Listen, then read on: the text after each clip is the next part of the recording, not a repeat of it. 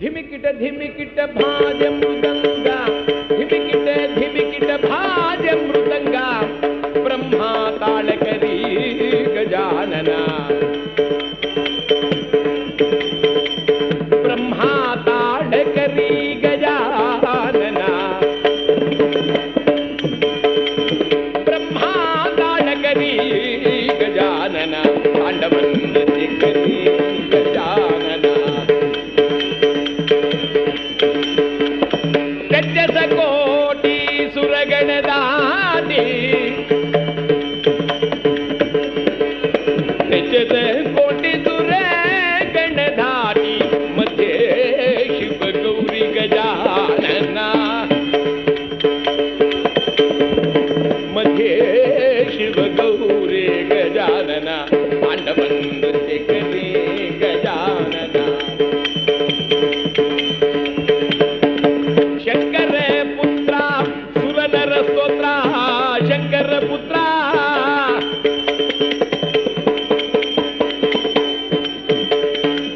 ಅಮಿತ ಕಾಮಿತ ಫಲದಾಯಕ ಗಜಾನನ,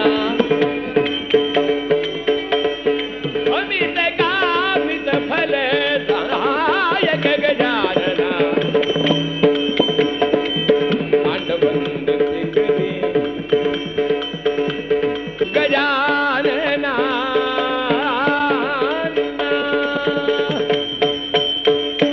ಪಂಢರೀಪುರದ ಸಮೀಪ ಅಪ್ಪು ಗ್ರಾಮ. ನಾರಾಯಣ ಪಂಡಿತ ತನ್ನ ಹೆಂಡತಿಯಿಂದೊಡಗೂಡಿ ಜೀವನದಲ್ಲಿ ಯಾವ ಕೊರತೆ ಇಲ್ಲದೆ ಕಾಲ ಕಳೆಯುತ್ತಿದ್ದಾನೆ. ಆತನಿಗೆ ಒಂದೇ ಒಂದು ಚಿಂತೆಗಿತ್ತಂತೆ, ಮಕ್ಕಳಿಲ್ಲ ಅನ್ನುವ ಚಿಂತೆ. ಈ ಮಕ್ಕಳಿಲ್ಲ ಅನ್ನುವ ಚಿಂತೆಯಿಂದ ಬಹುದಿವಸಗಳ ಕಾಲ ತಾನು ಯಾತನೆಯನ್ನು ಅನುಭವಿಸಿ ಪರಮಾತ್ಮನಲ್ಲಿ ಮೊರೆಗಿಟ್ಟ ಕಾರಣ ಆತನಿಗೊಂದು ಗಂಡು ಮಗುವಾಯಿತು. ಆ ಗಂಡು ಮಗುವಿಗೆ ಏನಂತ ಹೆಸರಿಟ್ಟಿದ್ದಾರೆ ಅಂದ್ರೆ ವಿಠೋಬಾ. ವಿಠೋಬಾ, ಈ ವಿಠೋಬಾ ಅನ್ನೋ ಶಬ್ದ ಇಠೋಬಾ ಅಂತ ಬರುತ್ತೆ. ಇಠೋಬಾ ಅಂದ್ರೆ ಏನು ಅಂದ್ರೆ ಪುಂಡಲೀಕ ತಾಯಿ ತಂದೆಗಳ ಸೇವೆ ಮಾಡ್ತಾ ಇದ್ದ, ಧ್ಯಾನ ಮಾಡಿಕೊಂಡೇ ಅವರ ಪಾದ ಸೇವೆ ಮಾಡುತ್ತಿದ್ದರೆ ಪಂಢರೀನಾಥ ಪಾಂಡುರಂಗ ಸ್ವಾಮಿ ಬಂದ್ಬಿಟ್ಟ. ಬಾ ಪುಂಡಲೀಕ, ಇದು ಬಂದಿದ್ದೀನಿ ನೋಡು.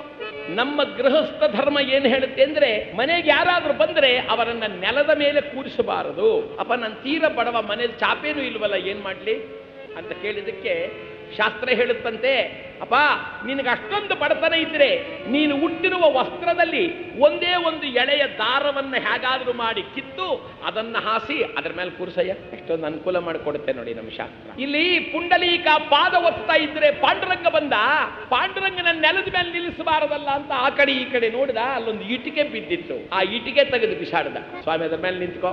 ಆ ಒಂದು ಇಟಿಕೆ ಬಿದ್ದಿದ್ರೆ ಪರಮಾತ್ಮ ತನ್ನೆರಡು ಪಾದಗಳನ್ನು ಸೇರಿಸಿ ಆ ಇಟ್ಟಿಗೆ ಮೇಲೆ ಸೊಂಟದ ಮೇಲೆ ಕೈ ಇಟ್ಕೊಂಡು ನಿಂತ್ಕೊಂಡಂತೆ. ಈಗಲೂ ಪಂಢರೀಪುರದಲ್ಲಿ ಪಾಂಡುರಂಗ ಸ್ವಾಮಿ ನಿಂತಿರೋದು ಇಟ್ಟಿಗೆ ಮೇಲೆ. ಆ ಇಟ್ಟಿಗೆಯ ಮೇಲೆ ನಿಂತಹ ಪರಮಾತ್ಮನಿಗೆ ಇಠೋಬಾ ಇಠೋಬಾ ಅಂತ ಹೆಸರಿತ್ತು. ಆ ಇಠೋಬಾ ಇಠೋಬಾ ಎಂಬ ಹೆಸರು ಬರ್ತಾ ಬರ್ತಾ ಬರ್ತಾ ವಿಠೋಬಾ ಅಂದರೆ ವಿಠಲ ಅಂತ. ವಿಠಲ ಅನ್ನುವುದನ್ನ ವಿಠೋಬಾ. ಆ ಕಡೆಗಳಲ್ಲಿ ಹೆಣ್ಣು ಮಕ್ಕಳಿಗೆಲ್ಲ ಬಾಯಿ ಬಾಯಿ ಅಂತ ಹೇಳೋದು. ಏನು ಅಂದ್ರೆ ಸಕ್ಕು ಬಾಯಿ. ಆ ಸಕ್ಕು ಅನ್ನೋ ಹೆಸರು ಜೊತೆಲಿ ಬಾಯಿ. ನಮ್ಮ ಕನ್ನಡ ದೇಶದಲ್ಲಿ ಏನ್ ಮಾಡ್ತಾರೆ ಅಂದ್ರೆ ಯಾಕೆ ಬಾಯಿ ಅಂತ ಇಟ್ರು ಅಂದ್ರೆ ಆ ಯಮನಿಗೆ ಬಾಯಿ ಜಾಸ್ತಿ ಇತ್ತು ಅಂತ ಕಾಣುತ್ತೆ, ಅದಕ್ಕೆ ಬಾಯಿ ಅಂತ ಇಟ್ರು ಅಂತಾರೆ. ಅಲ್ಲ, ಆ ಹೆಣ್ಣು ಮಕ್ಕಳನ್ನೆಲ್ಲ ಬಾಯಿ ಬಾಯಿ ಅಂತ ಕರೆಯೋದುಂಟು. ಆ ಕಡೆಗಳಲ್ಲಿ ಆಯಿ ಅಂದ್ರೆ ತಾಯಿ ಅಂತ.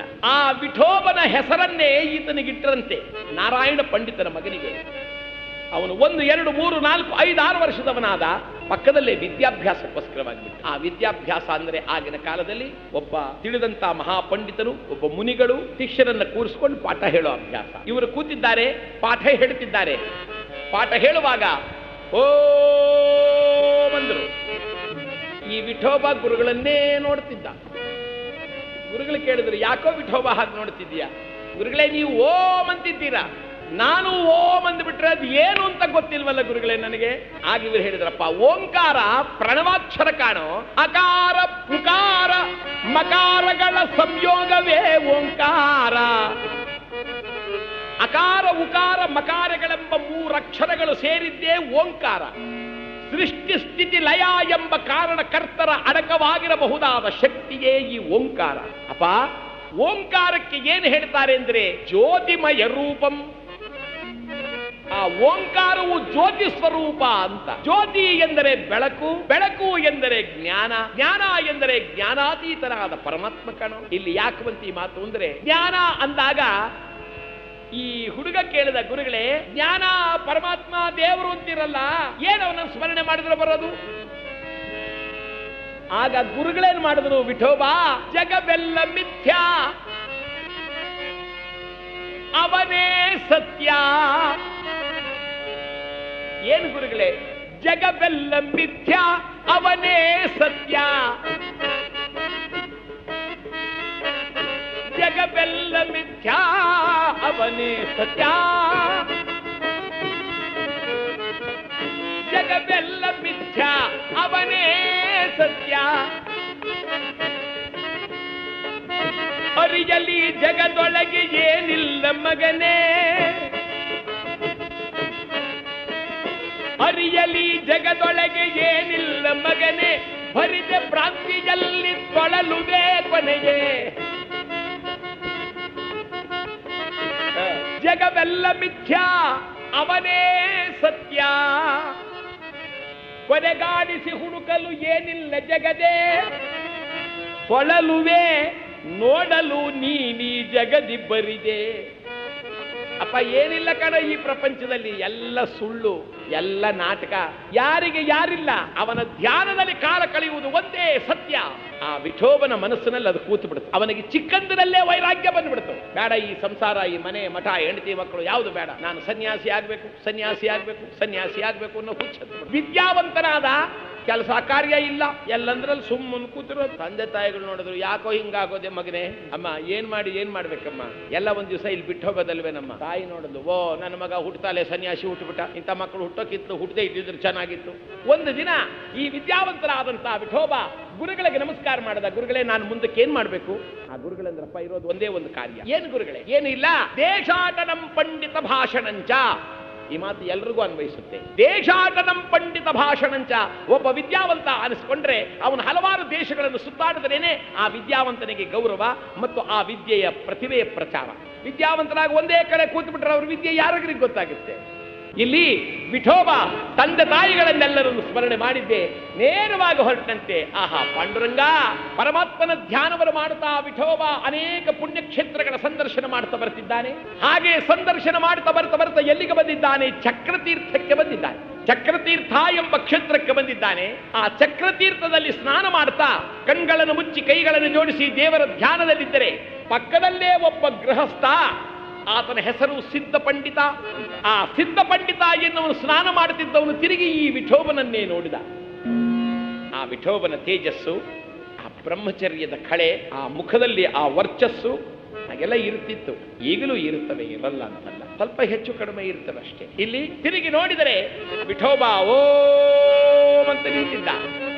ಆತನ ತೇಜಸ್ಸನ್ನ ನೋಡಿ ಆ ಸಿದ್ಧ ಪಂಡಿತ ಏನು ಮಾಡಿದ?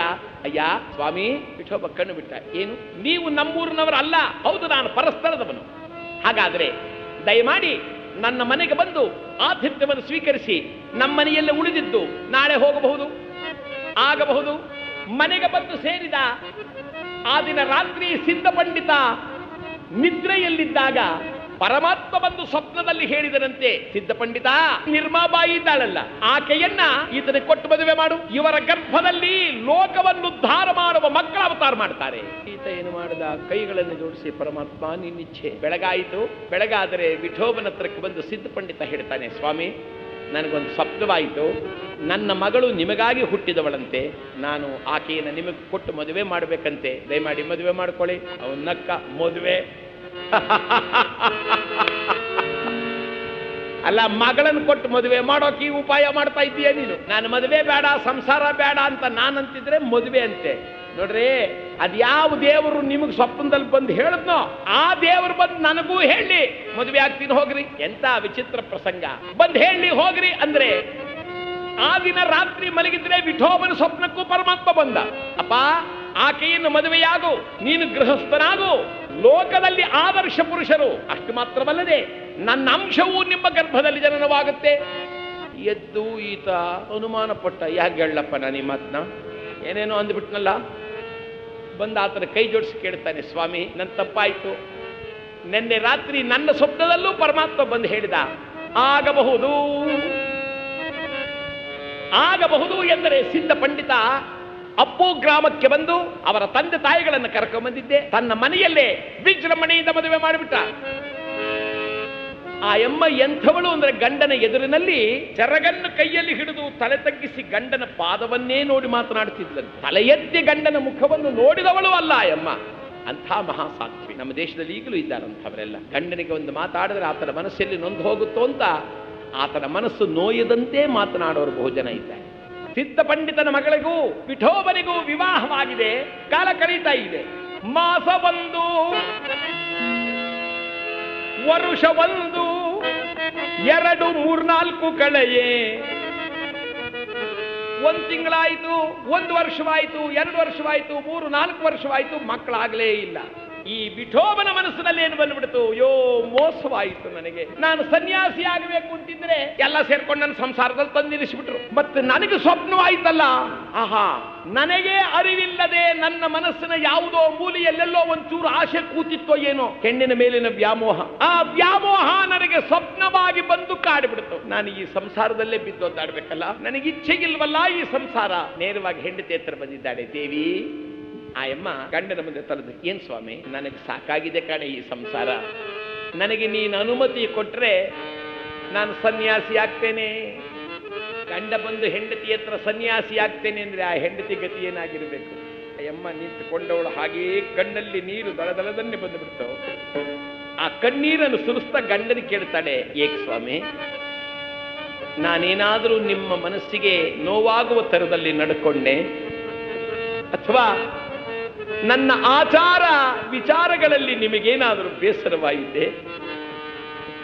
ನನ್ನ ದೇವರು ಎಂದು ತಿಳಿದು ಪೂಜೆ ಮಾಡಬೇಕು ಅಂದ್ರೆ ನನ್ನ ದೇವರೇ ನನ್ನನ್ನು ಬಿಟ್ಟು ಹೋದರೆ ನಾನೇನು ಮಾಡಲಿ? ಆದರೂ ನಿಮ್ಮ ಆಜ್ಞೆಯನ್ನು ಮೀರಲ್ಲ. ತಾವು ಸನ್ಯಾಸಿ ಆಗಬೇಕು ಅಂತಿರಲ್ವೇ? ಸನ್ಯಾಸಾಶ್ರಮ ಸ್ವೀಕರಿಸಬೇಕಾದ್ರೆ ನಮ್ಮ ತಂದೆ ದೊಡ್ಡ ಪಂಡಿತರಾದ್ದರಿಂದ ಅವರನ್ನು ಕೇಳ್ತೇನೆ. ತಂದೆ ಹತ್ರ ಬಂದಪ್ಪ, ಏನಮ್ಮ, ನಮ್ಮ ಯಜಮಾನರು ಸನ್ಯಾಸಾಶ್ರಮ ಸ್ವೀಕಾರ ಮಾಡ್ತಾರಂತಪ್ಪ, ಏನ್ ಹೇಳೋ? ತಂದೆ ನಕ್ಕ. ಅಮ್ಮ, ಸನ್ಯಾಸಾಶ್ರಮ ಅಂದ್ರೆ ಅಷ್ಟೊಂದು ಸುಲಭ ಅಲ್ಲ ಕಣಮ್ಮ. ಅವನು ಬ್ರಹ್ಮಚಾರಿಯಾಗೇ ಇದ್ದು ಸನ್ಯಾಸಿ ಆಗಿದ್ರೆ ಆ ಕಥೆ ಬೇರೆ ಆಗ್ತಿತ್ತು. ಈಗ ಗೃಹಸ್ಥನಾಗಿದ್ದಾನೆ. ಗೃಹಸ್ಥನಾದವನು ಸಂಸಾರಿ ಆಗಬೇಕಾದ್ರೆ ಆ ಸಂಸಾರದ ಹೊಣೆಗಾರಿಕೆಯನ್ನು ಹೊರತಕ್ಕಂತ ಅವರಿಂದ ಮತ್ತು ಆ ವಂಶಕ್ಕೆ ಒಬ್ಬ ಕುಮಾರನನ್ನು ಅವತರಿಸಿದ ಮೇಲೆ ಎಲ್ಲರ ಅನುಮತಿಯನ್ನು ಪಡೆದವನು ಸನ್ಯಾಸಿ ಆಗಬೇಕು. ಹಾಗೆ ಸನ್ಯಾಸತ್ವವನ್ನು ಸ್ವೀಕರಿಸುವುದಕ್ಕೆ ಸಾಧ್ಯವಿಲ್ಲ. ಹೋಗಿ ಹೇಳು ನಿನ್ನ ಗಂಡನಿಗೆ.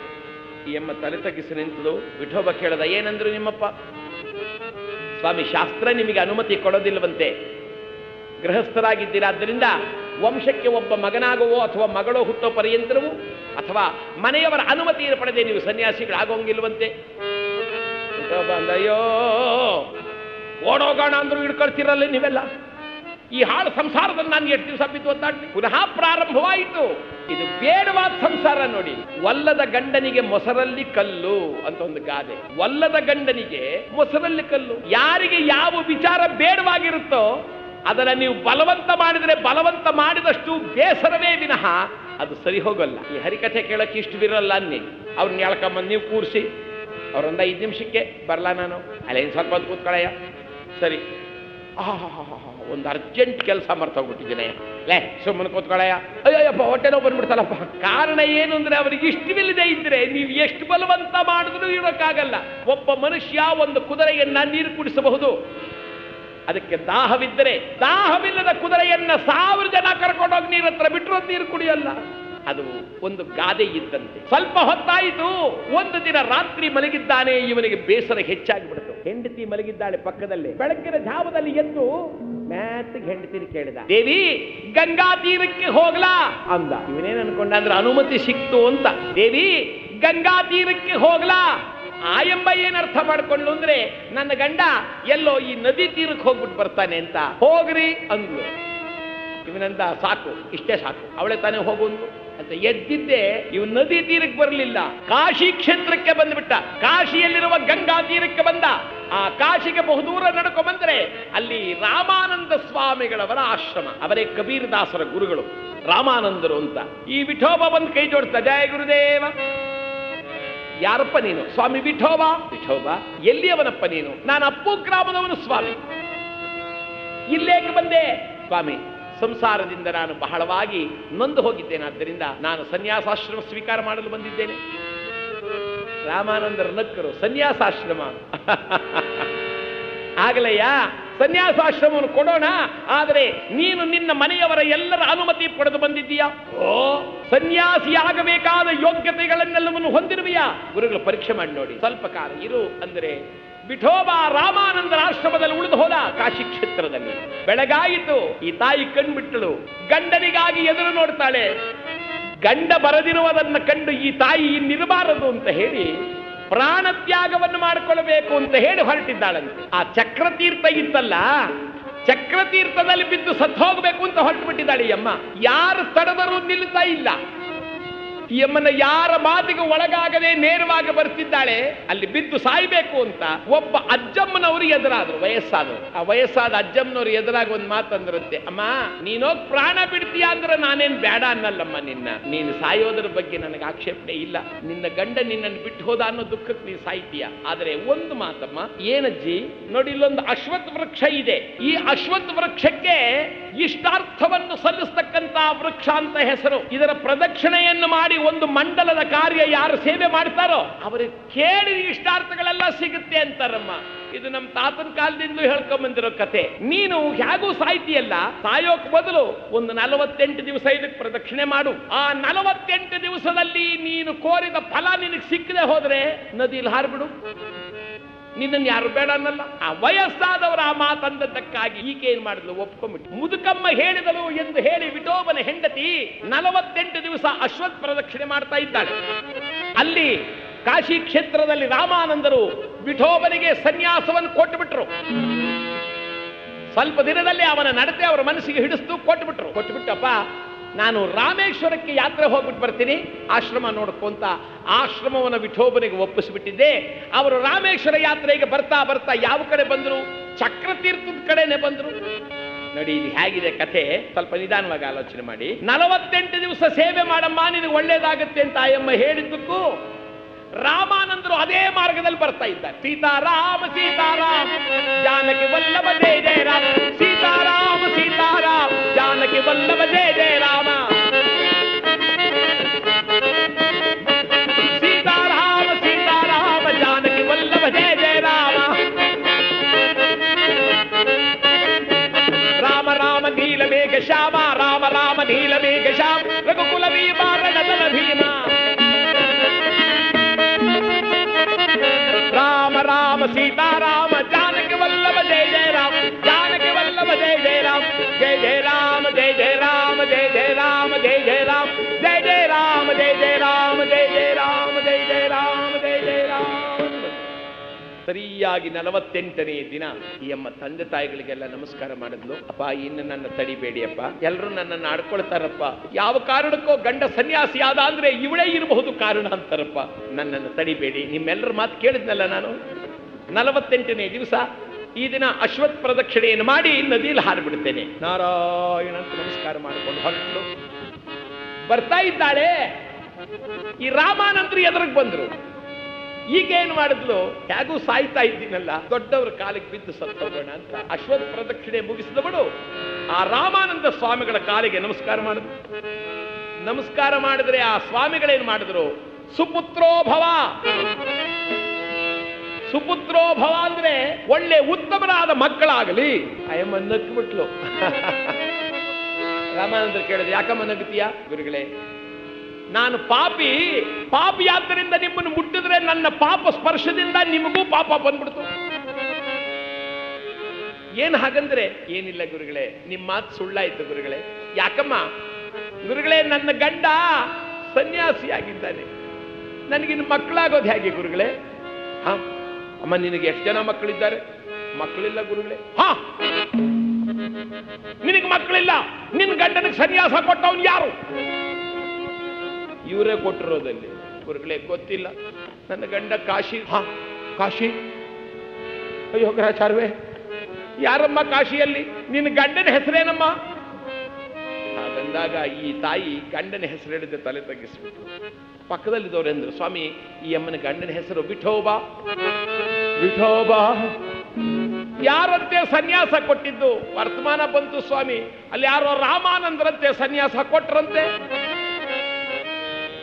ರಾಮಾನಂದರು, ರಾಮ ನೀನೇ ಕೊಟ್ಟಲ್ಲಪ್ಪ ನನ್ನ ಕೆಲಸನ. ವಿಠೋಬಾ ಮೋಸ ಮಾಡಿದನೆ, ನಿಮಗೆಲ್ಲರಿಗೂ ಅನುಮತಿಯನ್ನು ಪಡೆಯದೆ ವಂಶಾಭಿವೃದ್ಧಿಯನ್ನು ಕಾಣದೆ ಹೀಗೆ ಮಾಡಿದನೆ. ಅಮ್ಮ, ನಿನ್ನ ಗಂಡನಿಗೆ ಸನ್ಯಾಸ ಕೊಟ್ಟವನು ನಾನೇ ಅಮ್ಮ. ಬಾತಾಯಿ ನನ್ನ ಸಂಗಡ. ಆ ಸಿದ್ಧ ಪಂಡಿತನನ್ನ ಈಕೆಯನ್ನ ಕರ್ಕೊಂಡಿದ್ದೆ, ನೇರವಾಗಿ ಬಂದಿದ್ದಾರೆ ಕಾಶಿ ಕ್ಷೇತ್ರಕ್ಕೆ ಬಂದು ವಿಠೋಬಾ ವಿಠೋಬಾ ಅಂದ್ರೆ ವಿಠೋಬಾ ಗುರುಗಳು ಬಂದ್ರಲ್ಲ ಅಂತ ಓಡಿ ಬಂದೆ, ಜಯ ಗುರುದೇವ್ ಅಂತ ಬಂದ. ಈ ಗುರುಗಳಂದ್ರು, ಮೋಸ ಮಾಡಿದೆ ಎಲ್ಲೋ ಎನ್ನೊಡನೆ ಮೋಸ ಮಾಡಿದೆ ಎಲ್ಲೋ, ನನ್ನ ಹತ್ರಲ್ಲೇ ಮೋಸ ಮಾಡಿಬಿಟ್ಟಲ್ಲೋ. ಏನು ಗುರುಗಳೇ, ಎಲ್ಲರಲ್ಲೂ ಅನುಮತಿಯನ್ನು ಪಡೆದೆ ಎಂದೆ. ಹುಚ್ಚ, ಅನುಮತಿ ಎಂದರೆ ವ್ಯಕ್ತಿಗಿಂತಲ್ಲ ಸಂಸಾರ ಧರ್ಮದಿಂದ ಅನುಮತಿ ಪಡೆದೇನೋ ಅಂದರೆ ಗುರುಗಳೇ ತಪ್ಪಪ್ಪ, ತಪ್ಪು. ಒಬ್ಬ ಸಾಧ್ವಿಯ ಹೃದಯವನ್ನು ನೋಯಿಸಲಿಕ್ಕೆ ಬಿಟ್ಟು ನೀನು 100 ಯಾಗಗಳನ್ನು ಮಾಡಿದ್ರು ವ್ಯರ್ಥ ಕಾಣೋ. ಮನೆಯೊಳಗಿರುವ ಗೃಹಲಕ್ಷ್ಮಿ ಕಣ್ಣೀರ ಸುರಿಸುತ್ತಿದ್ದರೆ ನೀನು ರಾಧನಂತೆ ಮೆರೆದರೂ ಸಹ ಅದೆಲ್ಲ ಕರಗಿ ಹೋಗುತ್ತೆ. ಯಾಕೆ ಕರಗುತ್ತೆ? ಬೆಂಕಿಯನ್ನಂಟಿಸಿ ಆ ಚೀಲದಲ್ಲಿ ಗಾಳಿಯನ್ನು ಒತ್ತಿ ಒತ್ತಿ ಒತ್ತಿ ಆ ಚೀಲದ ಗಾಳಿಯಿಂದ ಬಂಗಾರವನ್ನೇ ಕರಗಿಸ್ತಾರ ಆಚಾರ್ಯರು, ಕಬ್ಬಿಣವನ್ನೇ ಕರಗಿಸ್ತಾರ ಆಚಾರ್ಯರು. ಅಂದರೆ ಈ ಚೀಲದಿಂದ ಅಯ್ಯೋ ಅಂತ ಹೊಟ್ಟ ಹುಸುರು, ಆ ಕೆಟ್ಟ ಹುಸುರು ದುಃಖ ನಿನ್ನನ್ನು ಕರಗಿಸಿಬಿಡುತ್ತೆ ಕಣಪ್ಪ. ನನ್ನ ಮಾತು ಕೇಳು, ಹೋಗು, ನಿನ್ನ ಹೆಂಡತಿ ಜೊತೆಯಲ್ಲಿ ಸಂಸಾರವನ್ನು ಮಾಡ್ಕೊಂಡು ಸುಖವಾಗಿರು. ಗುರುಗಳೇ, ಇದೇನು ಅನ್ಯಾಯ ಗುರುಗಳೇ, ನಾನೀಗ ಸಂಸಾರಿ ಆಗಿದ್ದವನು ಸನ್ಯಾಸಿಯಾಗಿ ತಿರ್ಗಾ ಸಂಸಾರಿ ಆಗಬೇಕು. ಅಯ್ಯೋ ಗುರುಗಳೇ, ಅಪ್ಪ ನೀನು ಸಂಸಾರಿ ಆಗದಿದ್ರೆ ನಿನಗೆ ಮುಕ್ತಿ ಇಲ್ಲ ಕಣೋ. ವಿಠಲ ಪಾಂಡುರಂಗ ಪಾಂಡುರಂಗ, ನನ್ನ ಜೀವನ ಎಷ್ಟು ವಿಚಿತ್ರವಾಗೋಯ್ತು ಗುರುಗಳೇ, ಎಷ್ಟು ವಿಚಿತ್ರ. ಅಲ್ಲ, ಸಂಸಾರಿಯಾಗಿ ಇರಬಾರ್ದಾಗಿತ್ತ, ಸನ್ಯಾಸಿ ಆಗಬೇಕು ಅನ್ನೋ ಚಪಲ ಬರಬೇಕೆ? ಹೋಗಲಿ, ಸನ್ಯಾಸಿ ಆದವನ ಹಾಗಾದರೂ ಶ್ರೇಷ್ಠವಾದನ, ಈಗ ಪುನಃ ಸಂಸಾರಿ. ಪಾಂಡುರಂಗ ನಗುರೋರಧಿಕಂ, ಗುರುವಿಗಿಂತಲೂ ಹಿರಿಯರಿಲ್ಲ ಅಂತ ಪ್ರದಕ್ಷಿಣೆ ಮಾಡಿ ನಮಸ್ಕಾರ ಮಾಡಿದ. ಹೆಂಡತಿಯನ್ನು ಕೇಳಿಕೊಂಡ, ದೇವಿ ನನ್ನನ್ನು ಕ್ಷಮಿಸು, ನಾನು ಗಂಗಾ ತೀರಕ್ಕೆ ಹೋಗಲ್ಲ ಅಂದ್ರೆ ನೀವು ಹೋಗ್ರಿಂದಲ್ಲ, ನೀನು ಅನುಮತಿ ಕೊಟ್ಟೆ ಅಂತ ಬಂದುಬಿಟ್ಟೆ ಕಣೆ.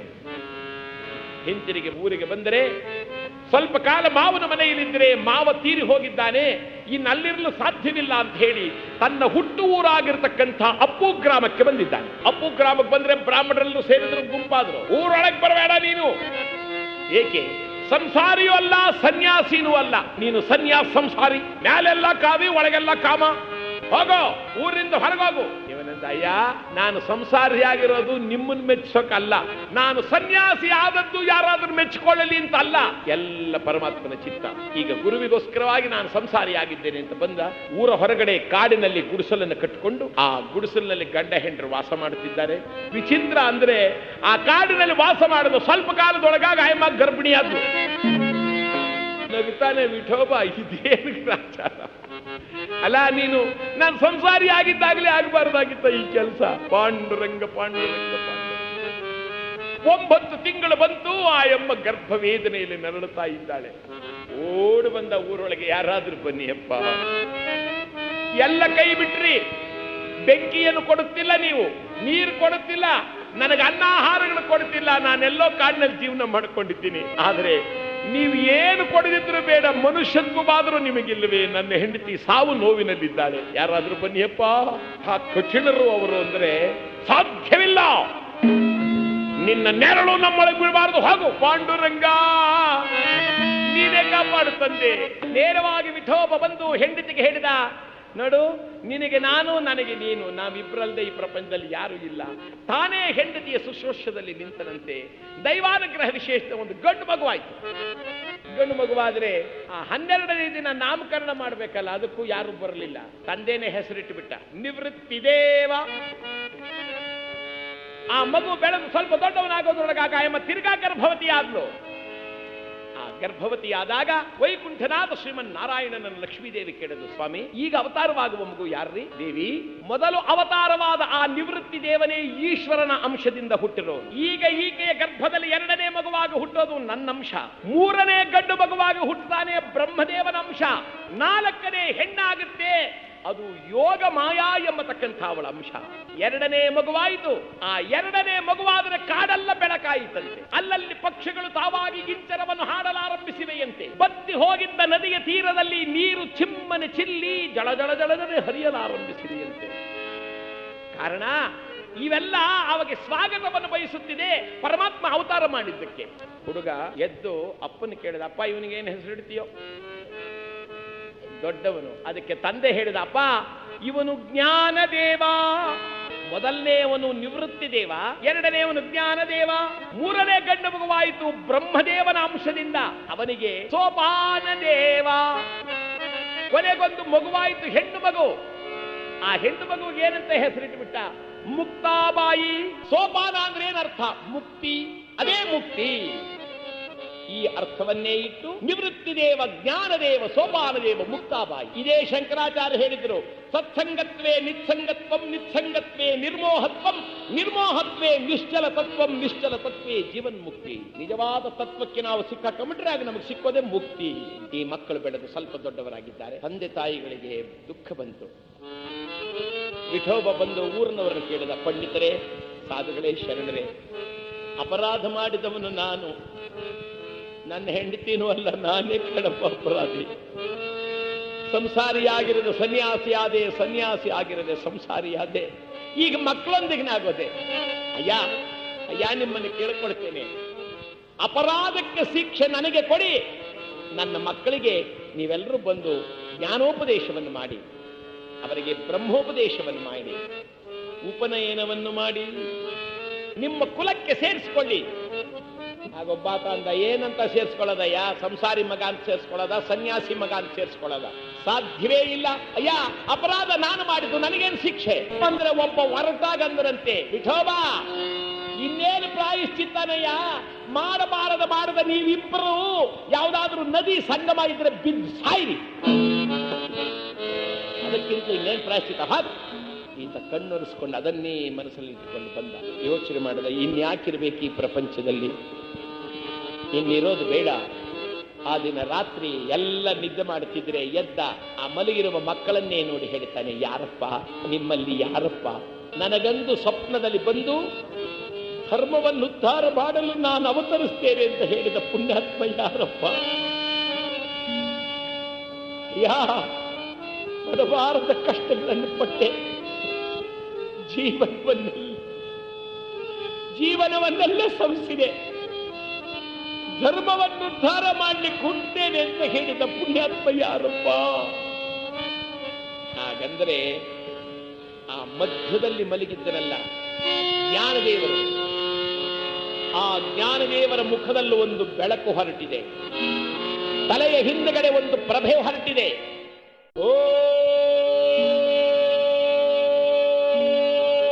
ಓಂಕಾರ ಕೇಳಿಸಿದೆ.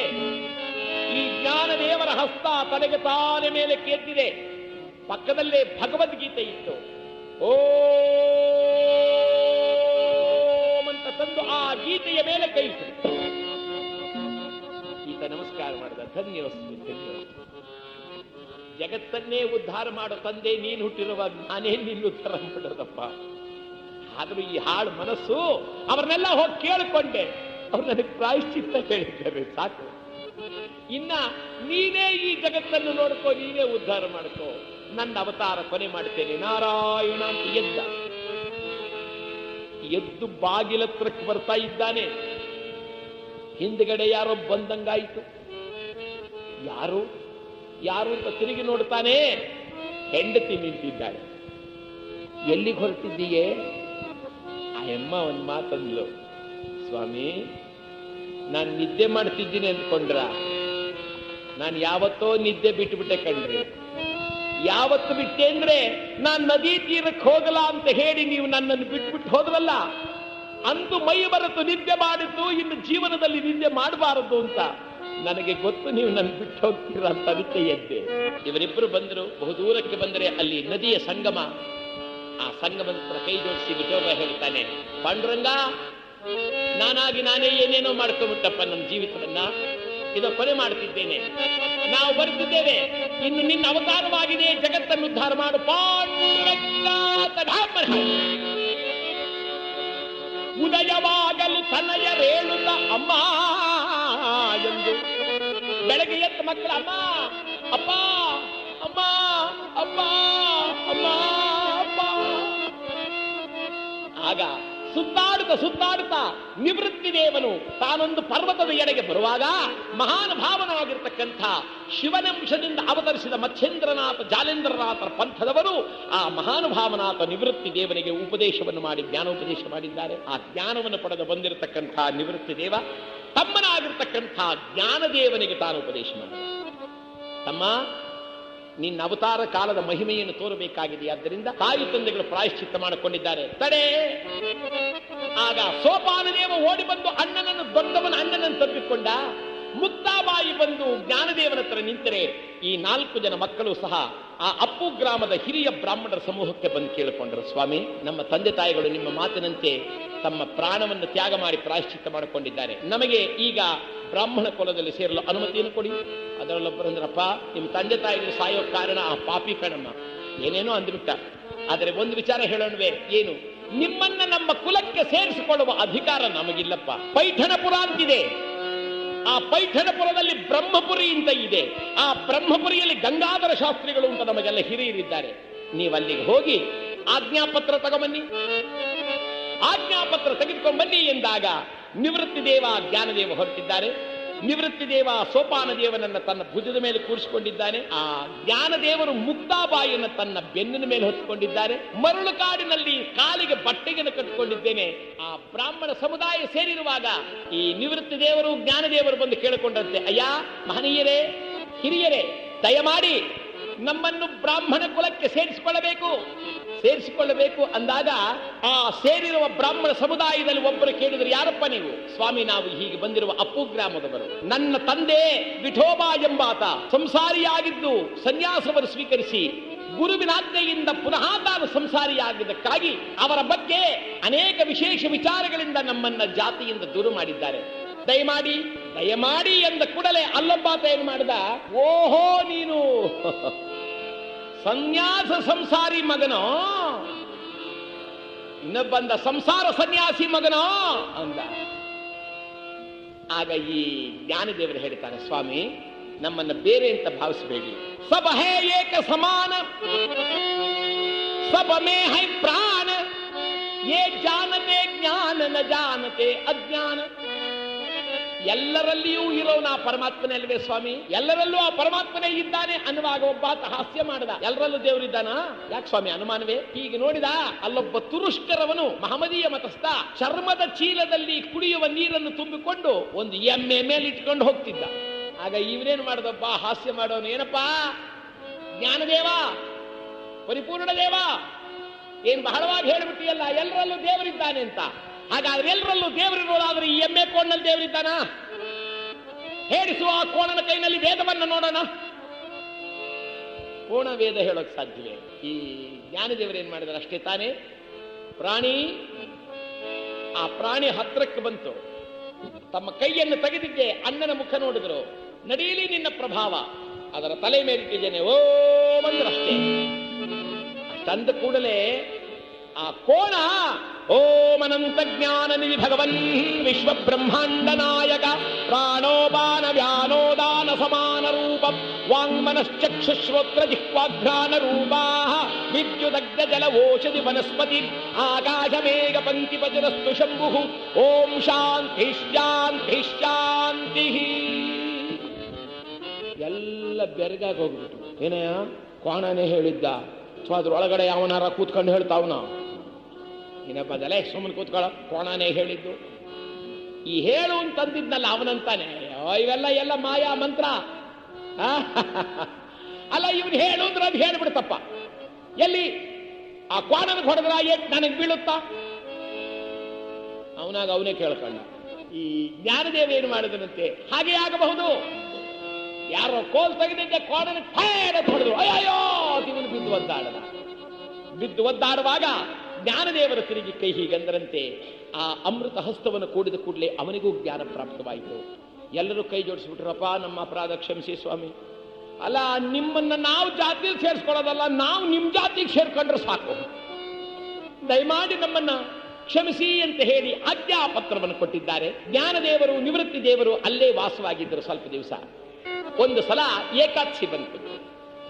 ಏಕಾದಶಿ ಬಂದ್ರೆ ಆ ತಂಗಿ ಹೇಳ್ತಾಳೆ, ಅಣ್ಣ ನಾಳೆ ದ್ವಾದಶಿ ಕಣ, ಏನ್ ಮಾಡ್ಬೇಕಮ್ಮ?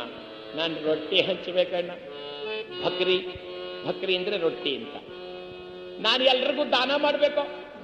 ಹೌದಮ್ಮ, ಹೋಗಮ್ಮ ಕುಂಬಾರರ ಬೀದಿಗೆ ಹೋಗಿ ಹೆಂಚು ತಗೊಂಡ್ಕೊಂಬ. ಆ ಭಕ್ರಿ ಮಾಡೋದಕ್ಕೆ ಹೆಂಚಿರ್ತದಲ್ಲ, ಅದನ್ನ ತಗೊಂಬ. ತರ್ತೀನಿ ಅಂತ ಮುಕ್ತಾಬಾಯಿ ಬರ್ತಿದ್ದಾಳೆ. ಅಲ್ಲೊಬ್ಬ ವಿನೋಬಾ ಕೇಶವ ಅಂತಿದ್ದ. ಅವನ ಹೆಸರು ವಿನೋಬಾ ಕೇಶವ ಅಂತ. ಅವನಿವ್ರನ್ನ ಕಂಡ್ರೆ ಆಗ್ತಿರ್ಲಿಲ್ಲ. ಅವನಂದ, ಓಹೋ ಬರ್ತಾ ಇದ್ದಾಳೆ ಸನ್ಯಾಸಿ ಮಗಳು, ಏನ್ ಬರ್ತಿದ್ದಾಳೆ ನೋಡೋಣ ಅಂದ್ರೆ, ಅಯ್ಯಮ್ಮ ನೇರವಾಗಿ ಬಂದು ಅಲ್ಲೊಬ್ಬನಿಗೆ ನಮಸ್ಕಾರ ಮಾಡಿ, ಅಣ್ಣ ಆ ಕುಮಾರರವ್ರು ನೋಡಿ, ಏನಪ್ಪ ದ್ವಾದಶಿ ಅಣ್ಣ, ನಾಳೆ ಇವತ್ತಾಗಲೇ ದ್ವಾದಶಿ ಹುಟ್ಟಿದೆ ಅಣ್ಣ, ಹೆಂಚು ಬೇಕು, ರೊಟ್ಟಿಯನ್ನು ತಟ್ಟು ಭಕ್ರಿ ಮಾಡೋದಕ್ಕೆ ಹೆಂಚು ಬೇಕಾಗಿದೆಯಣ್ಣ. ಅಷ್ಟೇ ತಾನಿಮ್ಮ, ಇದು ಕೊಟ್ಟೆ ಅಂತ ಆತ ತಿರುಗಿದ. ಈ ವಿನೋಬಾ ಕೇಶವ ಬಂದಲೇ, ಅವರಿಗೇನಾದರೂ ನೀನು ಕೊಟ್ಟೆ, ನಿನ್ನ ಊರಿನಿಂದಲೇ ಓಡಿಸ್ಬಿಡ್ತೀನಿ. ಆತ ಧನಿಕ, ಎಲ್ರಿಗೂ ಸಾಲ ಕೊಟ್ಟಿದ್ದ. ಒಂದ್ಸಲ ಹೇಳಿದ, ಈ ಸನ್ಯಾಸಿ ಮಕ್ಕಳಿಗೆ ಯಾರಾದರೂ ಸಹಾಯ ಮಾಡಿದ್ರೆ ಎಲ್ಲರನ್ನು ಓಡಿಸ್ಬಿಡ್ತೀನಿ. ಆಗ ಈ ಮುಕ್ತಾಬಾಯಿ ಬಂದು ವಿನೋಬಾ ಕೇಶವನಿಗೆ ಹೇಳ್ತಾಳೆ, ಅಣ್ಣ ಯಾವಾಗಲೂ ತನ್ನ ಕೈಲಾದ ಉಪಕಾರ ಇನ್ನೊಬ್ಬರಿಗೆ ಮಾಡಬೇಕು. ತನ್ನ ಕೈಲಾದ ಉಪಕಾರ ಇನ್ನೊಬ್ಬರಿಗೆ ಮಾಡಬೇಕೇ ವಿನಃ ಒಬ್ಬರು ಉಪಕಾರ ಮಾಡುವಾಗ ಅಡ್ಡ ಹೋಗಬಾರದಣ್ಣ. ಏಯ್ ಇಷ್ಟಿದ್ಯಾ, ನನಗೆ ಉಪದೇಶ ಮಾಡ್ತೀಯಾ ಅಂತ ಕೈಯನ್ನು ತೆಗೆದ ಕೆನ್ನೆಗೆ ಫೇಡನ್ನು ಹೊಡೆದ. ಬಹಳ ಬಾಧಿಯಾಯಿತು. ಎಮ್ಮ ಪಾಂಡುರಂಗ, ನನ್ನನ್ನು ಹೊಡಿಬೇಕು ಅನ್ನಿಸ್ತಾ ಅಣ್ಣ ನಿಮಗೆ? ಪಾಂಡುರಂಗ, ದೇವರು ನಿಮ್ಮನ್ನು ಕಾಪಾಡಲಿ ಅಂತ ಹೊರಟು ಬಿಟ್ರು. ಅಣ್ಣ, ಜ್ಞಾನದೇವರು ಕೂತಿದ್ರು, ತಂಗಿ ಮೇಲೆ ಬಹಳ ಪ್ರೇಮ. ಅಮ್ಮ ಅಮ್ಮ ಅಂದ್ರೆ, ಅಣ್ಣ ಅಂತ ಬಂದಿದ್ದೆ. ಅಣ್ಣನ ಎದೆಯ ಮೇಲೆ ತಲೆ ಇಟ್ಟು ಬಿಕ್ಕಿ ಬಿಕ್ಕಿ ಹತ್ಲು. ಯಾಕಳ್ತೀಯ ತಂಗಿ? ಅಣ್ಣ ಹೆಂಚು ತರ್ಲಿಕ್ಕೆ ಹೋದ್ರೆ ಅಲ್ಲೊಬ್ಬಣ್ಣ ನನಗೆ ಯಾರು ಕೊಡಬಾರದು ಅಂತ. ನಾನು ಅಣ್ಣ ಯಾವಾಗಲೂ ಉಪಕಾರ ಮಾಡೋರಿಗೆ ಅಡ್ಡ ಹೋಗಬಾರ್ದಣ್ಣ ಅಂದ್ರೆ ನನ್ನ ಕೆನ್ನೆಗೆ ಹೊಡೆದ ನೋಡು ಅಣ್ಣ.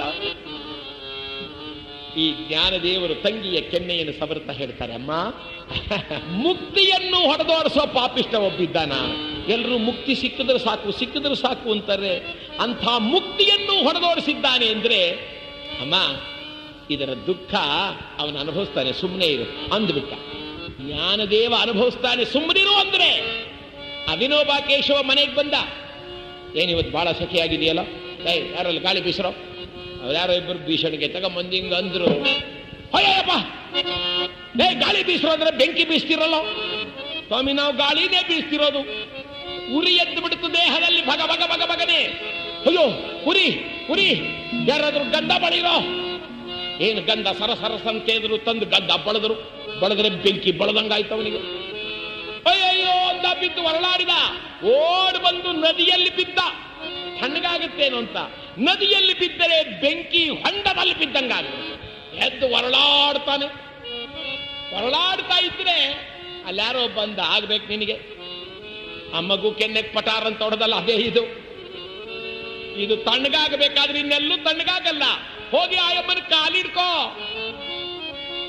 ಈ ವಿನೋಬಾ ಕೇಶವ ಒದ್ದಾಡಿ ನೇರವಾಗಿ ಬಂದಿದ್ದೆ. ಆ ಜ್ಞಾನದೇವರ ಕಾಲಿಡ್ಕೊಂಬಿಟ್ಟ. ಜ್ಞಾನದೇವರೇ ನನ್ನನ್ನು ಕಾಪಾಡ್ರಪ್ಪ, ಅಯ್ಯಪ್ಪ ಅಂತ ಉರುಳಾಡಿದಂತೆ.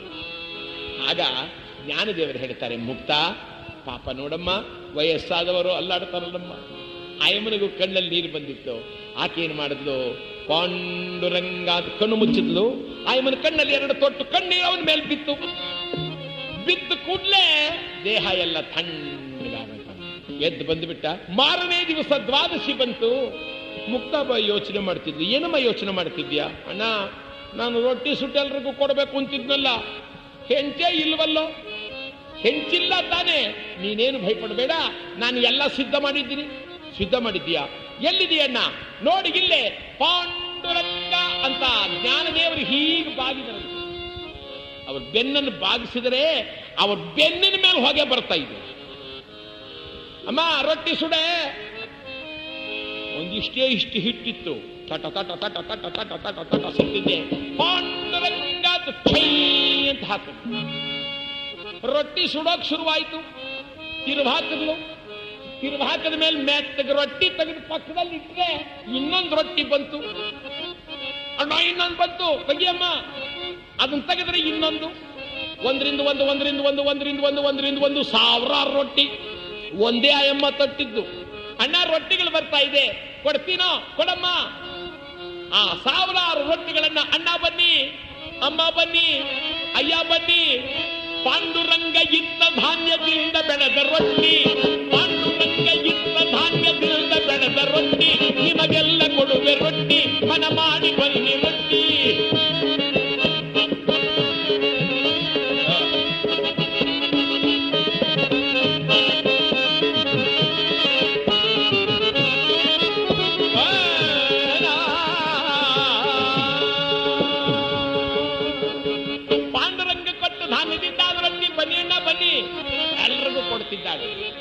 ಎಲ್ಲ ಆದ ಮೇಲೆ ಒಂದೇ ಒಂದು ರೊಟ್ಟಿ ಉಳ್ಕೊಳ್ತು. ನನಗೆ ಅವ್ರು ಹೇಳಿದ್ರಮ್ಮ, ನನಗೆ ಅಣ್ಣ ಇದೊಂದು ರೊಟ್ಟಿ ಇದೆ ಕಣ, ಇದನ್ನು 2 ಭಾಗ ಮಾಡೋಣ, ಅರ್ಧ ನೀನು ತಿನ್ನು, ಅರ್ಧ ನಾನು ತಿಂದ್ಬಿಡ್ತೀನಿ. ಹಾಗೆ ಮಾಡಮ್ಮ, ಸ್ವಲ್ಪ ಕೈಕಾಲು ತೊಳೆದು ಬರ್ತೇನೆ ಅಂತ ಹೇಳಿ ಕೈಕಾಲು ತೊಳೆದು ಬರುವುದಕ್ಕಾಗಿ ಅಷ್ಟು ದೂರ ಹೋಗಿದ್ದಾರೆ. ಅಷ್ಟರೊಳಗೊಬ್ಬ ಮುದುಕ ಬಂದಿದ್ದಾನೆ. ಅಮ್ಮ ಮುಕ್ತ, ಎಲ್ರಿಗೂ ರೊಟ್ಟಿ ಕೊಟ್ಟೆ, ನನಗೆ ಕೊಡೆ. ಈ ಅಮ್ಮ ಅಂತಾಳೆ, ನಿನಗ ತಾತ? ಅಯ್ಯೋ ನಿನಗೆ ನಾನು ಇಲ್ಲ ಅಂತೀನ ತಾತ. ಇದು ನನ್ನ ಭಾಗದ ಅರ್ಧ ರೊಟ್ಟಿ ಇದೆ, ಅದು ಕೊಡ್ತೀನಪ್ಪ. ನಮ್ಮ ಅಣ್ಣನ ನಾನು ಕೊಡಲ್ಲ, ಬ್ಯಾಡಮ್ಮ, ಅದೇ ಕೊಟ್ಟು ಬಿಡಮ್ಮ. ಆ ಅರ್ಧ ಭಾಗದ ರೊಟ್ಟಿ ತೆಗೆದಿದೆ. ಪಾಂಡುರಂಗ ಕೊಟ್ಟು.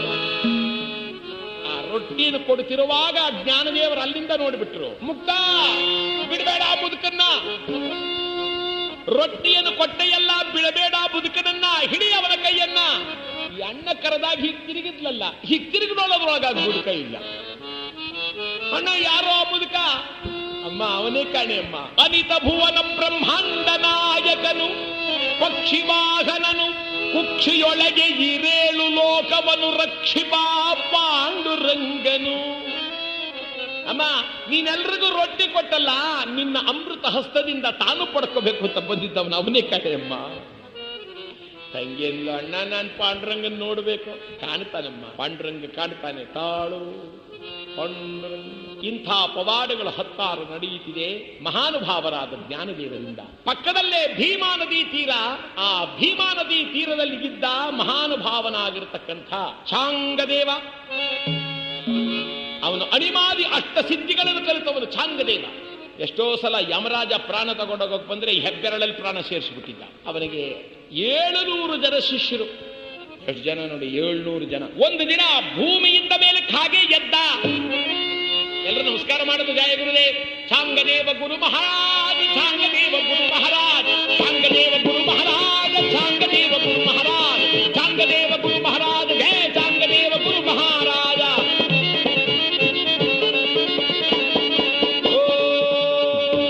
ಜಯ ಗುರುದೇವ್. ಅವರ ಪಕ್ಕದಲ್ಲಿ ತಿರುಗಿ, ಏನ್ ಸಮಾಚಾರ? ಗುರುಗಳೇ ಏನೂ ಇಲ್ಲ, ತಪಸ್ವಿಗಳನ್ನೆಲ್ಲ ಬೈತಾ ಇದ್ದಾನೆ ಒಬ್ಬ. ಭಕ್ತಿನೇ ಮುಖ್ಯ ಅಂತಾನೆ. ಯಾರವನು? ಅವನೇ ಜ್ಞಾನದೇವ.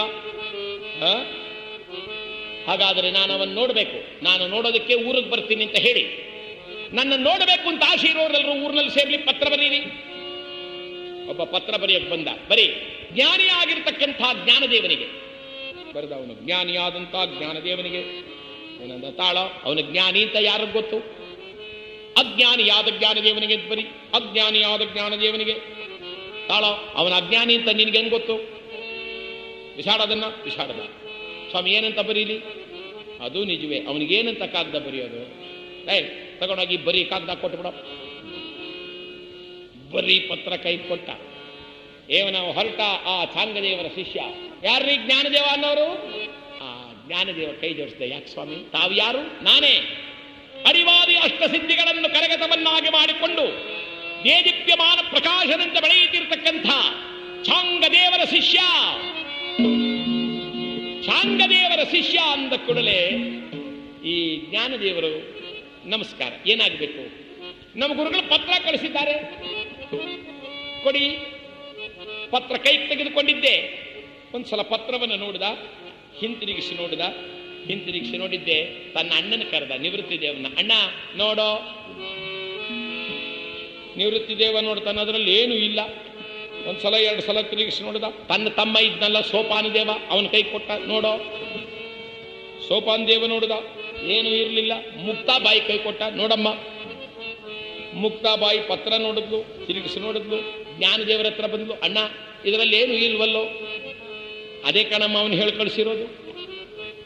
ಏನಣ್ಣಂಗಂದ್ರೆ, ಈ ಪತ್ರದಲ್ಲಿ ಏನು ಇಲ್ಲ ಹೇಗೋ ಹಾಗೆ ಅವನಲ್ಲೂ ಏನೂ ಇಲ್ಲ. ಬರೀ ಪತ್ರ ಹೇಗೆ ಕಣ್ಣಿಗೆ ಕಾಣುತ್ತಿದೆಯೋ ಹಾಗೆ ಮಾನವನಂತೊಬ್ಬ ಇದ್ದಾನೆ, ಅವನ ಹೃದಯದಲ್ಲಿ ಯಾವ ಅಂತಃಶಕ್ತಿಯೂ ಇಲ್ಲ. ಇವನು ಶಿಷ್ಯನಿಗೆ ಸಿಟ್ಟು ಬಂದ್ಬಿಡ್ತು. ಏನಂದೆ? ನಮ್ಮ ಗುರುಗಳಲ್ಲಿ ಏನು ಶಕ್ತಿ ಇಲ್ಲ ಅಂತೀಯಾ? ಕೆಲವೋ ನೋಡ್ಕೊಂಡ್ರೆ ಏನ್ ಮಾಡ್ತೇನೆ ನಿನ್ನ. ದಡ ಬಂದ. ಗುರುಗಳೇ ಬಾಯಿ ಬಂದ ನಿಮ್ಮನ್ನೇನೇನೋ ಅಂದ. ಹಾಗಾದ್ರೆ ಈಗಲೇ ಹೊರಟಿದ್ದೇನೆ. ಎಲ್ಲಿ ನನ್ನ ವಾಹನ? ಆ ಚಾಂಗದೇವ ಹುಲಿ ಮೇಲೆ ಕೂತ್ಕೊಂಡ್ಬರೋದು. ಬಂದು ನಿಂತಿದೆ ಹುಲಿ. 2 ಕೈಯಲ್ಲಿ 2 ಸರ್ಪ ಹಿಡ್ಕೊಂಡ. ಆ ಹುಲಿ ಮೇಲೆ ಬಂದು ಕೂತ್ಕೊಂಡ್ಬಿಟ್ಟ. ನಡೀರಿ. ಏನು ಆ ಜಾಗಟೆ, ಶಂಕು, ಢಮರುಗ ಡಬಡಬಡಬಡಬಡಬಡಬಡ ಹೊಡಿತಿದ್ದಾರೆ. ಚಾಂಗದೇವ ಗುರು ಮಹಾರಾಜಕಿ ಜಯ ಹೊರಟು.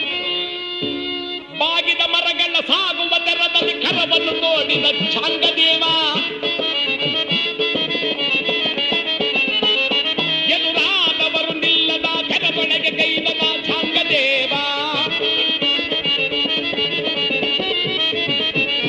ಚಾಂಗದೇವ ಚಾಂಗದೇವ ಚಾಂಗದೇವ.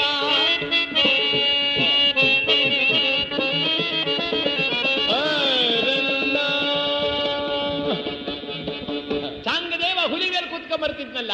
700 ಜನ ಶಿಷ್ಯರು ಆ ದಾರಿಯಲ್ಲಿ ಬರುವಾಗ ಯಾವ್ದಾದ್ರೂ ಮರ ಹೀಗೆ ಬಾಗಿ ಅಡ್ಡವಾಗಿದ್ರೆ ಕೈನಲ್ಲಿ ಹಿಂಗಂತಾನಂತೆ, ನಿಲ್ಲು ಅಂದ್ರೆ ಬಾಗಿರುವ ಮರಗಳೆಲ್ಲ ನೆಟ್ಟು ನಿಂತುಕೊಂಡು. ನದಿ ಅಡ್ಡವಾಗಿತ್ತು. ಗಂಗಾ, ನಾನು ನನ್ನ ಶಿಷ್ಯರು ಆ ಕಡೆಗೆ ಹೋಗಬೇಕಾಗಿದೆ, ಆದ್ದರಿಂದ ಮಾತಾ ದಾರಿ ಬಿಡು ಅಂದ. ದಾರಿ ಬಿಡು ಅಂದ್ರೆ ನದಿ 2 ಭಾಗವಾಗಿ ದಾರಿ ಬಿಟ್ಟು ಬಿಡ್ತಾನೆ. ನೋಡಿ ಎಂಥ ತಪಸ್ವಿ, ಎಂಥ ಶಕ್ತಿ. ಹುಲಿಯೇ ವಾಹನ, ಹಾವೇ ಕೈಕೋಲು. ಅವನ ಇಚ್ಛಾ ಮಾತ್ರದಲ್ಲ ನಡೀತಾ ಇದೆ. ಚಾಂಗದೇವ ಬರ್ತಾನಂತೆ ಅಂತ ಲಕ್ಷೋಪಲಕ್ಷ ಜನ ಸೇರಿಬಿಟ್ಟಿದ್ದಾರೆ.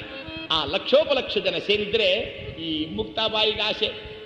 ಅಣ್ಣ ಅಣ್ಣ ಏನಮ್ಮ? ಅಣ್ಣ ಚಾಂಗದೇವ ಹುಲಿ ಮೇಲೆ ಬರ್ತಾನಂತೆ ನೋಡ್ಬೇಕಲ್ಲೋ. ನೋಡಮ್ಮ ಅಂದ್ರೆ ಹೀಗಂತಾಳೆ. ಅಣ್ಣ ಎಲ್ಲ ದೊಡ್ಡವರೆಲ್ಲ ನಿಂತ್ಕೊಂಡ್ಬಿಟ್ಟಿದ್ದಾರೆ, ಕಾಣಲ್ಲ ಕಾಣೋ. ಊರು ತುಂಬಾ ಜನ ಇದ್ದಾರೆ, ಎಲ್ಲಿ ನೋಡೋದು? ಆ ಆಶ್ರಮದ ಎದುರುಗಡೆ ಒಂದು ಮೋಟು ಗೋಡೆ, ಬಿದ್ದೋದ್ ಗೋಡೆ ಇತ್ತು. ಅಮ್ಮ ನಿನಗೆ ನೋಡ್ಬೇಕು ಅಂತ ಆಸೆ ಆದ್ರೆ ಗೋಡೆ ಮೇಲೆ ಹತ್ತಿ ಕೂತ್ಕೊಂಡು ನೋಡೆ. ತಟ ತಟ ತಟ ತಟ ಬಂದಿದ್ದೆ ಗೋಡೆ ಮೇಲೆ ಕೂತ್ಕೊಂಡು. ನಿವೃತ್ತಿ ದೇವ ಅಂದ ಜ್ಞಾನದೇವ, ನಾವು ಕೂತ್ಕೊಂಡು ನೋಡೋಣ ನಡೆಯೋ. ಈ 4 ಜನ ಬಂದು ಗೋಡೆ ಮೇಲೆ ಕೂತ್ಕೊಂಡ್ರು. ಗೋಡೆ ಮೇಲೆ ಕೂತ್ಕೊಂಡು ಹೀಗೆ ನೋಡ್ತಾ ಇದ್ರು. ಚಾಂಗದೇವ ಹುಲಿಯಲ್ಲಿ ಮಧ್ಯ ಬರ್ತಿದ್ನಲ್ಲ, 1000 ಜನ ಸೇರ್ಕೊಂಡ್ಬಿಟ್ರು, ಕಾಣಿಸ್ಲಿಲ್ಲ.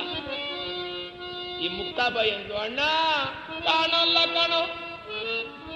ಇಲ್ಲೂ ಕಾಣ್ಲಿಲ್ವಮ್ಮ? ಅಣ್ಣ ನಿವೃತ್ತಿದೇವಣ್ಣ, ಏನಪ್ಪ? ನಮ್ಮನ್ನೇ ನೋಡ್ಲಿಕ್ಕೆ ಬರ್ತಾ ಇದ್ದಾನೆ ಆ ಚಾಂಗದೇವ, ನಾವು ಹೋಗಿ ಆತನಿಗೆ ಎದುರುಗೊಂಡು ಕರ್ಕೊಂಡ್ಬರ್ಬೇಕಲ್ವೇನಣ್ಣ? ಹೌದಪ್ಪ, ಹಾಗೆ ಮಾಡಬೇಕು. ನಾವು ಹೋಗಿ ಅವನ ಕೈ ಹಿಡಿದು ಕರ್ಕೊಂಡ್ಬರ್ಬೇಕು. ಹಾಗಾದ್ರೆ ಅವನ ಹತ್ರಕ್ಕೆ ಹೋಗೋಣ. ಗೋಡೆ ನಡೆ ಅಂದ. ಈ ಜ್ಞಾನದೇವರು ಗೋಡೆ ನಡೆ ಅಂದ್ರೆ ಆ ಮೋಟು ಗೋಡೆ ಇತ್ತಲ್ಲ, ಹೊರಟು ಬಿಡ್ತು. ಒಳ್ಳೆ ರೈಲು ಗಾಡಿ ಹೊರಟಂಗೆ ಹೊರಟು ಬಿಡ್ತು. ಹೋಗ್ತಾ ಹೋಗ್ತಾ ಚಕ್ಕನೆ ನೆಲದಂಬರ ಕ್ಷಣದಲ್ಲಿ ಸರಸರ ಹೊರಟಿತು ಗೋಡೆ.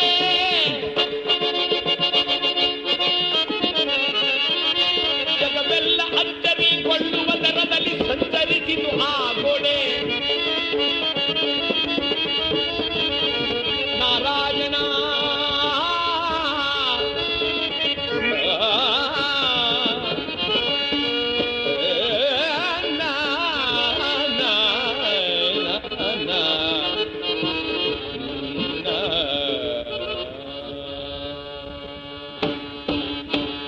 ಗೋಡೆನೇ ಹೊರಟು ಬಿಡ್ತು.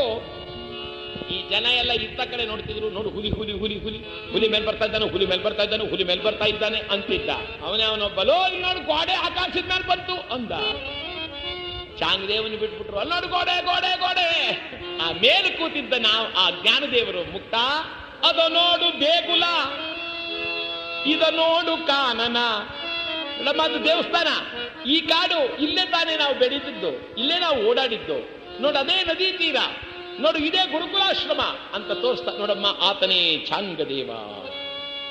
ಗಗನ ಮಾರ್ಗದಿಂದ ಗೋಡೆ ಹಾಗೇ ಚಾಂಗದೇವನ ಹತ್ರಕ್ಕೆ ಬಂದಿಳಿಯಿತು. ಜ್ಞಾನದೇವರ ಕೈಗಳನ್ನು ಜೋಡಿಸಿ, ಚಾಂಗದೇವರೇ ಸ್ವಾಗತ, ದಯಮಾಡಿಸಿ. ಚಾಂಗದೇವನ ಕಣ್ಣಲ್ಲಿ ದಳದಳದನ್ನೇ ನೀರು ಬಂದು ಬಿಡುತ್ತೆ. ಅವನು ಹೇಳ್ತಾನೆ, ನಾನು ಪ್ರಾಣವುಳ್ಳ ಪ್ರಾಣಿಯನ್ನ ನನ್ನ ಕರಗತ ಮಾಡಿಕೊಂಡೆ, ಅದಕ್ಕೆ ಚೈತನ್ಯ ಇತ್ತು, ನನ್ನ ಶಕ್ತಿಯಿಂದ ಅಡಗಿಸಿಕೊಂಡೆ. ಶಕ್ತಿಯೇ ಇಲ್ಲದ ಒಂದು ಜಡವನ್ನ, ಆ ಗೋಡೆ ಜಡ, ಮಣ್ಣು, ಅದರಲ್ಲಿ ಏನು ಚೈತನ್ಯವೇ ಇಲ್ಲ ಅಂತ ಜಡವಾದ ಗೋಡೆಯನ್ನ ಚೈತನ್ಯದಂತೆ ಓಡಾಡಿಸುವ ಶಕ್ತಿ ಇದೆ ಎಂದರೆ ನೀನು ಪರಮಾತ್ಮನೇ ತಡಪ್ಪ. ನಾನು ಯಾವುದೋ ಒಂದು ಪ್ರಭಾವದಿಂದ ಈ ಪ್ರಾಣಿಗಳನ್ನು ನನ್ನ ಕರಗತ ಮಾಡಿಕೊಂಡೆ, ಆದರೆ ನೀನು ನಿನ್ನ ಶಕ್ತಿಯಿಂದ ಈ ಜಗತ್ತನ್ನೇ ಅಡಗಿಸಿದೀಯ. ಏ ಜ್ಞಾನದೇವ ಅಂತ ಕಾಲಿಗೆ ನಮಸ್ಕಾರ ಮಾಡಿ. ಜ್ಞಾನದೇವರೆಬ್ಬರಿಸಿ, ಚಾಂಗದೇವರೇ ಏನು ನಿಮ್ಮ ಮನಸ್ಸಿನಲ್ಲಿ ವ್ಯಥೆ? ಸ್ವಾಮಿ, ನಾನೆಲ್ಲ ವಿದ್ಯೆ ಕಲ್ತಿದ್ದೀನಿ, ಇಚ್ಛೆ ಬಂದರೆ ಏನು ಬೇಕಾದರೂ ಮಾಡ್ತೀನಿ ಈ ಲೋಕದಲ್ಲಿ. ಆದರೆ ಒಂದು ಭಯವಿದೆ. ಏನು? ಎಂದಾದರೂ ಒಂದು ದಿನ ಈ ದೇಹದಿಂದ ಪ್ರಾಣ ಹೋಗುವುದಂತೂ ನಿಜ. ಈ ಹೋಗುವುದಾದರೆ ಈ ಪ್ರಾಣ ಎಲ್ಲಿಗೆ ಹೋಗುತ್ತೋ, ಮಾಡಿದ ಪಾಪದೋಷಕ್ಕಾಗಿ ನರಕಕ್ಕೆ ಹೋಗುತ್ತೋ, ಮುಕ್ತಿಯನ್ನೇ ಪಡೆಯುತ್ತೋ ತಿಳಿಯದು. ಆ ಮುಕ್ತಿಯನ್ನು ಪಡೆಯಬೇಕಾದ್ರೆ ಏನು ಮಾಡಬೇಕು ಅನ್ನೋದು ಗೊತ್ತಿಲ್ಲ. ಗುರುವೇ ನನಗೆ ಉಪದೇಶ ಮಾಡಿ. ಎಂಥ ದೊಡ್ಡ ವಿಚಾರ ಇದು ಅಂದ್ರೆ, ನಮಗೇನೇ ಗೊತ್ತಿರಲಿ, ಈ ಪ್ರಪಂಚದಲ್ಲಿ ಕೋಟ್ಯಾಂತರ ಸಂಪಾದನೆ ಮಾಡೋ ಯೋಗ್ಯತೆ ಇರಲಿ, ಆ ಲೋಕದಲ್ಲಿ ನಾವು ಪಡಿಬೇಕಾದ್ರೆ, ನಮಗೆ ಸಿಕ್ಬೇಕಾದ್ರೆ ಏನಾದ್ರೂ ಒಂದು ದಾರಿ ಬೇಕಲ್ಲ, ಆ ದಾರಿಯನ್ನು ಗುರುವೇ ಹೇಳಿಕೊಡ್ಬೇಕು. ಪಾದವನ್ನು ಹಿಡಿದು ಕಾಪಾಡಿ. ಆಗ ಜ್ಞಾನದೇವರು ಹೇಳ್ತಾರೆ, ಮುಕ್ತ, ಈ ಚಾಂಗದೇವನಿಗೆ ಉಪದೇಶವನ್ನು ಮಾಡು. ಆಗ ಮಹಾನುಭಾವಳಾದ ಮುಕ್ತಾಬಾಯಿ ಚಾಂಗದೇವನಿಗೆ ಉಪದೇಶ ಮಾಡ್ತಾಳೆ. ಆ ಉಪದೇಶವನ್ನು ಮಾಡಿದಾಗ ಅದೇ ಅಶ್ವತ್ಥ ವೃಕ್ಷದಡಿಯಲ್ಲಿ ಚಾಂಗದೇವ ತಪಸ್ಸು ಕೊಡುತ್ತ ಬಿಟ್ಟ. ಓ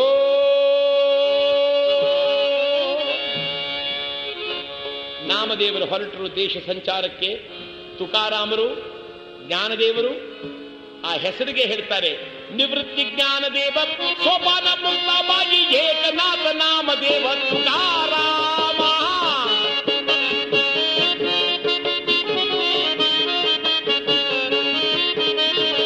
ನಿವೃತ್ತಿ ಜ್ಞಾನದೇವ ಸೋಪಾನ ಮುಕ್ತಾಬಾಯಿ ಏಕನಾಥ ನಾಮದೇವ ತುಕಾರಾಮ. ಏಕನಾಥ ನಾಮದೇವ ತುಕಾರಾಮ.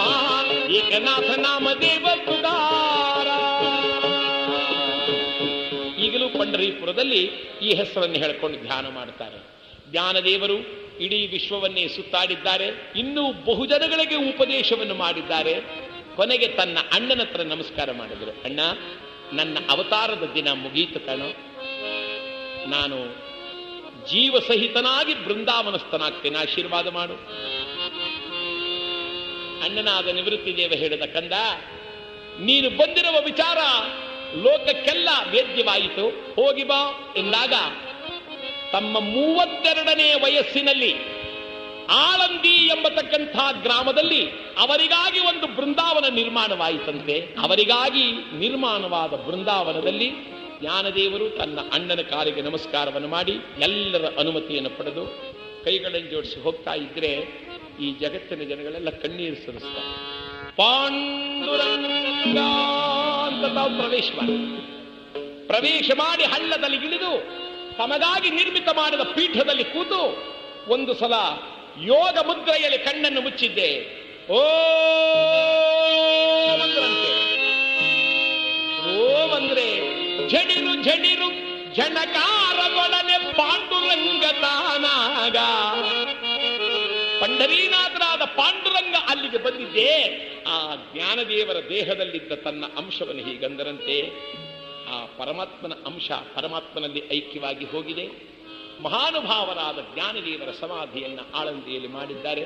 ಈಗಲೂ ಸಹ ಪಂಡರೀಪುರದಲ್ಲಿ ಅವರ ಸಂದರ್ಶನಾರ್ಥವಾಗಿ ಹೋಗತಕ್ಕಂಥ ಬಹುಜನಗಳು ಆ ಮಾರ್ಗವಾಗಿ ಹೋದಾಗ ಆಳಂದಿಯಲ್ಲಿ ಜ್ಞಾನದೇವರ ಸಮಾಧಿಗೂ ಹೋಗಿ ಬರತಕ್ಕಂಥದ್ದು ಪದ್ಧತಿ ಉಂಟು. ಭಕ್ತಿ ವಿಜಯದಲ್ಲಿ ಈ ಜ್ಞಾನದೇವರ ಕಥೆಯು ಪ್ರಣೀತವಾಗಿ ಬಹುಜನಗಳಿಗೆ ಇದು ಸಾಧಕವಾಗಿದೆ ಅಂದತಕ್ಕಂಥ ಕಥಾಭಾಗ ಸಮಾಪ್ತಿ ಮಾಡಿ ಮಂಗಳವನ್ನು ಪಾಲಿಸಿದೆ.